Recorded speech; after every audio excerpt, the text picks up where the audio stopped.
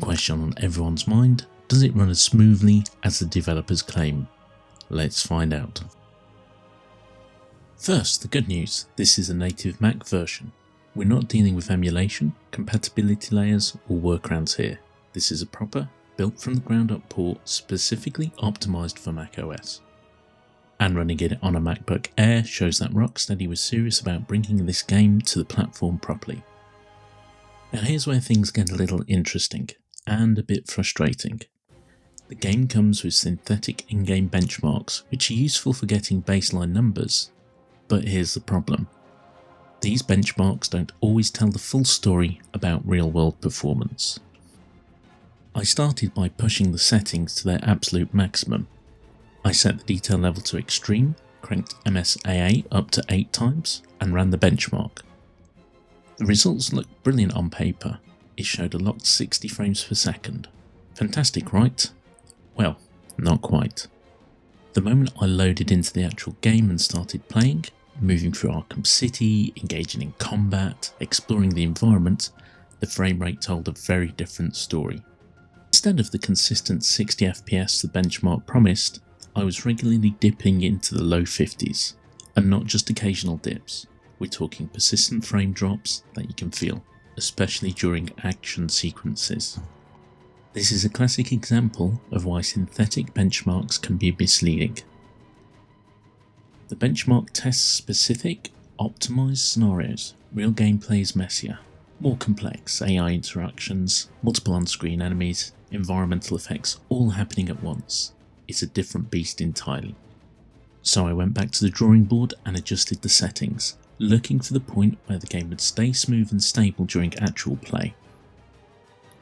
After some experimentation, I found my answer.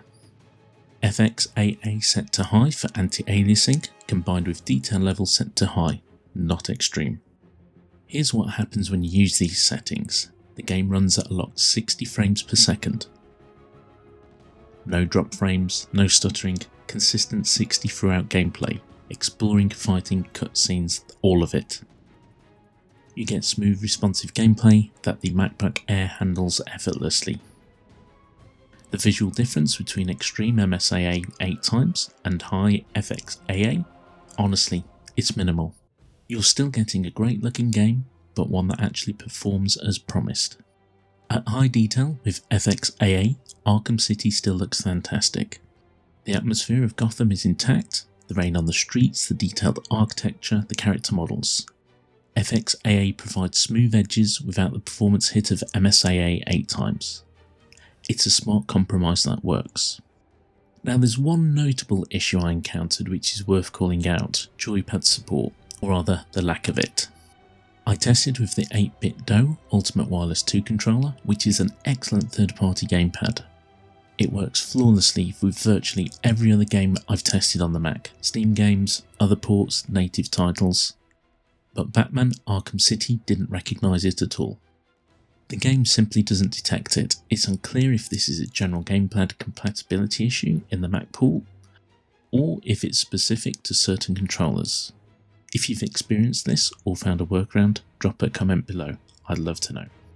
For now, I had to fall back to keyboard and mouse controls, which work but aren't ideal for a game designed around a controller. This is definitely a frustration point if you prefer playing with a gamepad.